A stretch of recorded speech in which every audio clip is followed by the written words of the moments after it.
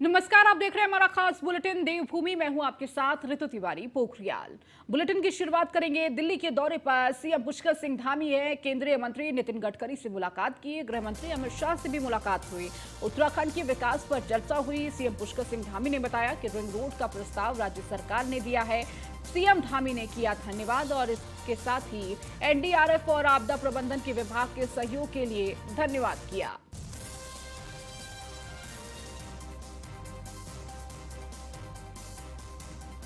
उत्तराखंड के विभिन्न राजमार्गों, रोपवे, टनल, मार्गों के चौड़ीकरण, इन सब के संबंध में मैं सड़क परिवहन मंत्री आदरणीय नितिन गडकरी जी से भेंट करने गया था। उनसे मैंने जो अनुरोध किया तो उस अनुरोध के क्रम में सीआरआईएफ में 250 करोड़ रुपए की सड़कों की योजनाओं को उन्होंने स्वीकृति प्रदान करने का आज निर्देश दिए हैं। इसके साथ साथ एफडीआर के अंतर्गत जो हमारे राज्य के लिए फ्लड डैमेजिंग रोड्स हैं, उनके पुराना भुगतान है, उस भुगतान को भी उन्होंने पुनः उन सभी को पुनः प्रस्ताव के रूप में प्रेषित करने के लिए कहा है। साथ ही एक ग्वालदम, सिमली, बागेश्वर और जौलजीबी मार्ग है लगभग 305 किलोमीटर का। उस 305 किलोमीटर के रोड को, उसके चौड़ीकरण के प्रस्ताव को स्वीकृति देते हुए इसे पीडब्ल्यूडी उत्तराखंड के द्वारा कराए जाने का भी जो है स्वीकृति उन्होंने दी है। और इसके साथ साथ मसूरी 2 लेन टनल के कार्य को भी त्वरित रूप से जल्दी से जल्दी उसको पूरा करने के लिए एनएचएआई को निर्देशित किया है। इसके अतिरिक्त एक 4 धाम यात्रा की हमारी सड़कें पहले ही जो है काफ़ी अच्छी हो चुकी हैं। इस बार हमने राज्य की तरफ से एक प्रस्ताव दिया था कि यमुनोत्री और गंगोत्री का जो मार्ग है विकासनगर से होते हुए विकासनगर डामटा बड़कोट, इसको भी स्वीकृति प्रदान की जाए। जो लगभग 367 करोड़ रुपए का 2 लेन चौड़ीकरण है, उसका भी उन्होंने आश्वासन दिया है कि इसको भी जो है आगे की योजना में सम्मिलित किया जाएगा। इसके अलावा खटीमा शहर के लिए रिंग रोड पर विचार करने के लिए एनएचआई को निर्देश दिए हैं। इसी प्रकार से खटीमा पीलीभीत बाईपास को एनएचआई के माध्यम से बनाने के लिए भी विचार हुआ है। साथ ही वहाँ पर चूँकि सीमांत क्षेत्र है और सीमांत क्षेत्र में 2 आरओबी, एक लोहिया हेड रोड पर और एक मेलाघाट रोड पर, उसके लिए भी माननीय मंत्री जी ने उसको एग्जामिन करने के निर्देश आज अधिकारियों को दिए हैं। और साथ ही आने वाले समय में जैसे ही ये देहरादून एलिवेटेड रोड, इसका काम जब पूरा हो जाएगा तो अत्यधिक जनसंख्या का एकदम से घनत्व वहाँ पर बढ़ने वाला है और शहर के अंदर ट्रैफिक जाम से लेकर तमाम प्रकार की जो चीज़ें निकट भविष्य में हमारे सामने आने वाली हैं, उसके लिए हमने उनसे अनुरोध किया है कि देहरादून में एक रिंग रोड का जो प्रस्ताव हमने राज्य सरकार की तरफ से दिया हुआ है, तो उसके लिए भी माननीय मंत्री जी ने जल्दी से कार्रवाई करने के निर्देश दिए हैं। कुमाऊं से गढ़वाल 2 लेन सड़क का भी जो मार्ग बनना है, उसके साथ साथ उत्तराखंड एवं हिमालय को जोड़ने वाला जो एनएच है 2 लेन का, और श्रीनगर का बाईपास, उपरोक्त तीनों योजना के डीपीआर इस माह स्वीकृति करने का भी उन्होंने हमको आश्वासन दिया है। उत्तराखंड के विभिन्न राजमार्गों, रोपवे, टनल। वहीं सीएम धामी ने नितिन गडकरी से मुलाकात की है। केंद्रीय मंत्री नितिन गडकरी के साथ की बैठक उत्तराखंड के पीडब्ल्यूडी मंत्री सतपाल महाराज भी इस दौरान मौजूद रहे। राष्ट्रीय राजमार्ग परियोजना को लेकर चर्चा हुई। इसकी तस्वीर भी साझा की। तो केंद्रीय मंत्री नितिन गडकरी के साथ ये बैठक और इस दौरान उत्तराखंड के पीडब्ल्यूडी मंत्री सतपाल महाराज भी मौजूद रहे। तो राष्ट्रीय राजमार्ग परियोजना को लेकर चर्चा हुई।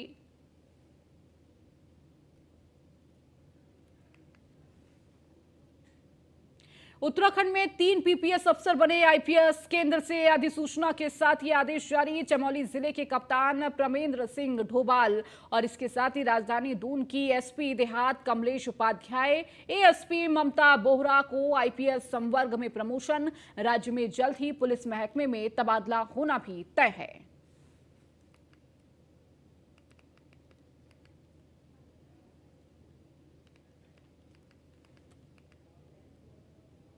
देहरादून में बीजेपी प्रदेश भर के किसानों को लुभाने के लिए किसान समृद्धि केंद्र खोलने जा रही है। आपको बता दें कि बीजेपी के प्रदेश अध्यक्ष महेंद्र भट्ट ने बताया कि उत्तराखंड में 5 से 6 किसान समृद्धि केंद्र खुलने जा रहे हैं ताकि किसानों को समृद्धि बनाया जा सके। आगामी 27 जुलाई से प्रदेश भर में इसकी शुरुआत हो जाएगी। किसान समृद्धि केंद्र खुलने के साथ ही प्रदेश भर के तमाम किसानों को किसान सम्मान निधि भी दी जाएगी। तो वहीं कांग्रेस के प्रदेश अध्यक्ष करण माहरा ने किसान समृद्धि केंद्रों पर तमाम सवालिया निशान खड़े करते हुए कहा कि यह महज चुनावी ढकोसला है। सत्तासीन पार्टी बीजेपी 2022 तक आय दोगुनी करने के लिए किसानों के लिए अपने वादे से पलट रही है।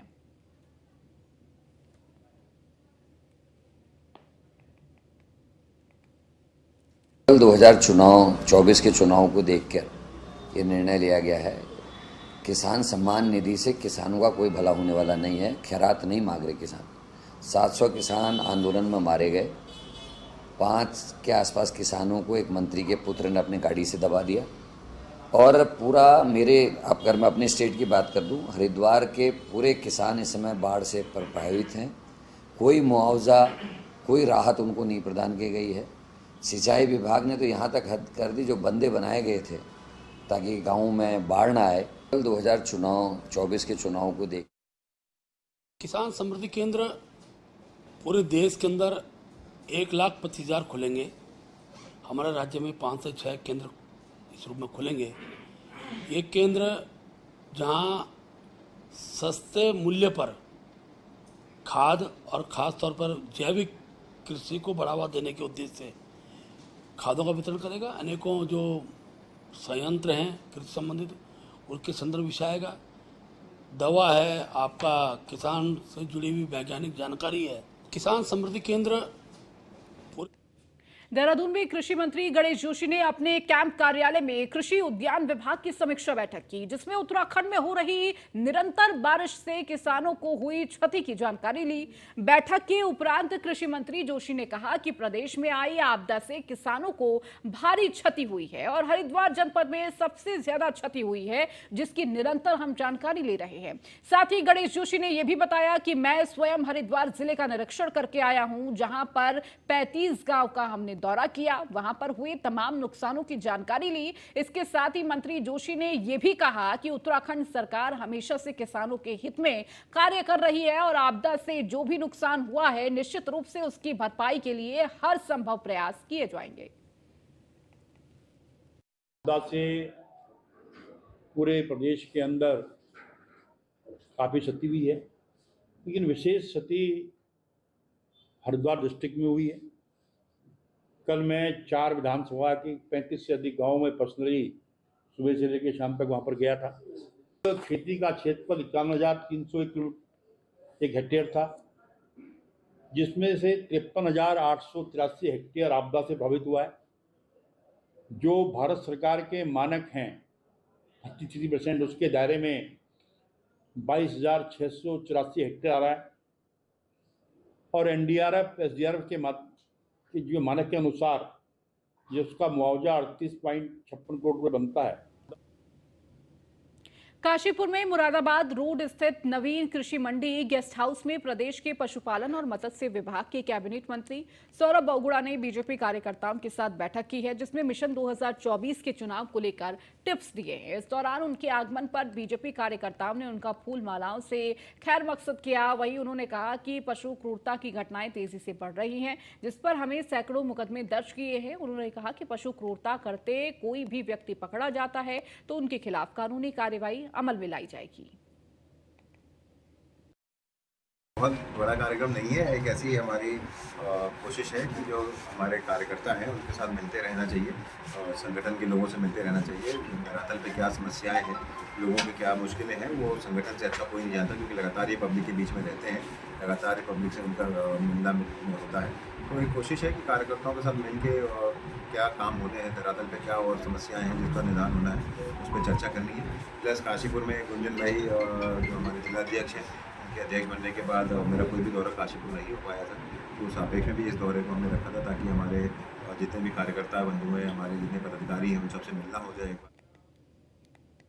चमोली में करंट हादसे के बाद गंभीर रूप से 6 घायलों को एयरलिफ्ट करके एम्स ऋषिकेश में भर्ती कराया गया, जहां सभी घायलों का हालचाल जानने के लिए मुख्यमंत्री समेत कई नेता पहुंचे थे। इसी दौरान उत्तराखंड के स्वास्थ्य मंत्री डॉक्टर धन सिंह रावत भी घायलों का हालचाल लेने के लिए हेलीकॉप्टर से एम्स ऋषिकेश पहुंचे थे, जहां लैंडिंग के वक्त वह खुद हादसे का शिकार होते होते बाल बाल बच गए। दरअसल ऋषिकेश के एम्स अस्पताल में घायलों को देखने के लिए स्वास्थ्य मंत्री डॉक्टर धन सिंह रावत हेलीकॉप्टर से पहुंचे थे। जिस समय उनका हेलीकॉप्टर लैंडिंग कर रहा था, उस समय अस्पताल के हेलीपैड पर एक प्लास्टिक का बड़ा टुकड़ा उड़कर हेलीकॉप्टर के प्रोपेलर ब्लेड के पास तक पहुंच गया। गनीमत ये रही कि ये टुकड़ा ब्लेड में नहीं फंसा, नहीं तो कोई बड़ा हादसा हो सकता था।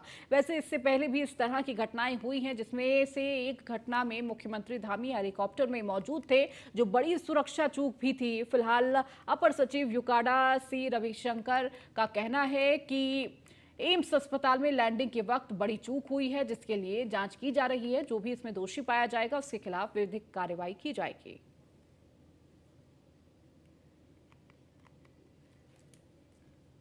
तो मैं 3 दिन से भी चमोली जिले के कार्यक्रम में था, फिर वहाँ तुरंत एक बड़ा हादसा हो गया था, तो मैं 2 दिन से नहीं था। और कल जब मुख्यमंत्री या हम लोग प्रोफेसर थे, तो मुख्यमंत्री जो जब वहाँ से वापस आए, तो मैं 5 मरीजों को लेकर फिर एम्स आया। और जब मैं एम्स में पहुंचा, तो एक थोड़ा सी वहाँ पे हेलीकॉप्टर जब हमारा लैंड कर रहा था, तो वहाँ पे दिक्कत हो गई थी। मैंने एम्स के डायरेक्टर से भी बात की और मुझे लगता है कि एक इत्तेफाक और ऐसा एम्स में होता नहीं है जनरली। तो मैं 3 दिन से भी चमोली जिले के कार्यक्रम में था। फिर जो भी हेलीकॉप्टर ऑपरेशंस करते हैं, उसमें जो है जो जिस हेलीपैड में हेलीकॉप्टर उतरता है, वो हेलीपैड जिसका प्रबंधन में है, तो उनको हम एक डिटेल्ड इंस्ट्रक्शन जो है पहले भी जारी किए हैं। सभी जनपदों का जो है डीएम्स एंड एसएसपीज को जो है जारी किया है। इसमें जो है बहुत सर्वोच्च प्राथमिकता देना चाहिए। कोई भी लापरवाही जो है बहुत बड़ा घटना होने का जो है ये संभावनाएं देता है, तो इसलिए बहुत सेंसिटिव विषय है। इसमें अभी जो वर्तमान में जो घटना हुआ है करके जो लापरवाही का जो है देखने को मिला है करके जो सूचना आया है। चलिए इस बीच रुकेंगे एक छोटे से ब्रेक के लिए, जल्द हाजिर होंगे।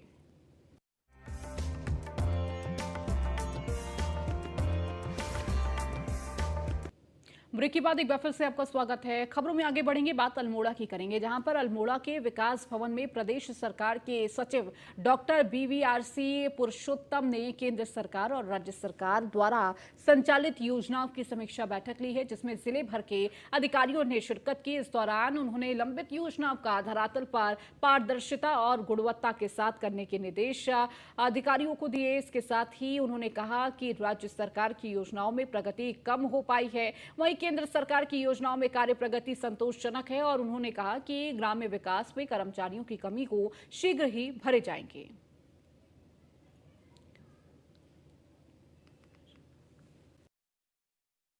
सारी सचिव हर महीने एक एक जिले जाएंगे। सो इस महीने में मेरा अल्मोड़ा आने की बारी था, तो अल्मोड़ा आया हूँ। यहाँ पर हमने स्थानीय निरीक्षण भी किया है और यहाँ पर अधिकारियों के साथ भी बैठक लिया है। जो केंद्र योजनाओं में प्रगति थोड़ा अच्छा लग रहा है, बट जो राज्य सेक्टर की स्कीम से, जैसे पॉली हाउस का स्कीम अभी नया लॉन्च किया है और तमाम काफ़ी इस सरकार ने बहुत सारी स्कीम्स नया लॉन्च किया है, इनमें प्रगति थोड़ा सा धीमा लग रहा है। इसलिए हमने जिलाधिकारी को निर्देश दिए कि इसमें भी थोड़ा सा क्लोजली मॉनिटर करने के लिए। देहरादून के ऋषि पर्णा सभागार में जिलाधिकारी ने अपना जनता दरबार लगाया। जिलाधिकारी सोनिका मीणा ने बताया कि तकरीबन 120 शिकायतें जिला प्रशासन को मिली है। इस बार भूमि और आपदा से संबंधित ज्यादा शिकायतें देखने को मिली है। वहीं जिलाधिकारी ने बताया कि अगर हम चक्राता और विकास नगर क्षेत्र की बात करें, तो अभी हाल ही में बरसात होने के कारण आपदा से जुड़े कई केस उन क्षेत्र में आए हैं, जिन पर कार्रवाई के लिए संबंधित अधिकारियों को कहा गया है।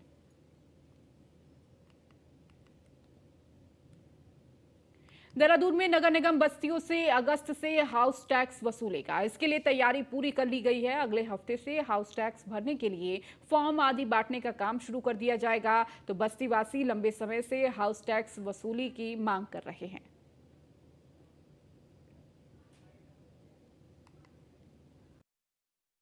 मलिन बस्तियाँ जो हमारी बड़े लंबे समय से जो है जो टैक्स नहीं दे रखी थी, उसमें बोर्ड बैठक ने निर्णय लिया है कि मलिन बस्ती के जितने भी हमारी अप्रूव्ड मलिन बस्तियाँ हैं उनसे टैक्स लिया जाएगा और वो काम जो है हम बहुत जल्दी जो है उसका प्रारंभ करने वाले हैं। घर घर कैंप लगाकर जो है मोहल्ले मोहल्ले में कैंप लगाएंगे और उससे ताकि जनता को जो है यहाँ आके उनको जो है दिक्कत ना हो, इसलिए उन्हीं के क्षेत्रों में कैंप लगाकर और उनको सुविधा दी जाए।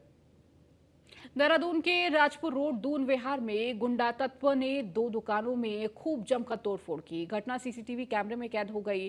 वहीं पीड़ित ने इस घटना की तहरीर पुलिस को दी है। वहीं पुलिस आरोपियों की पहचान कर सख्त कार्रवाई करने का दावा कर रही है।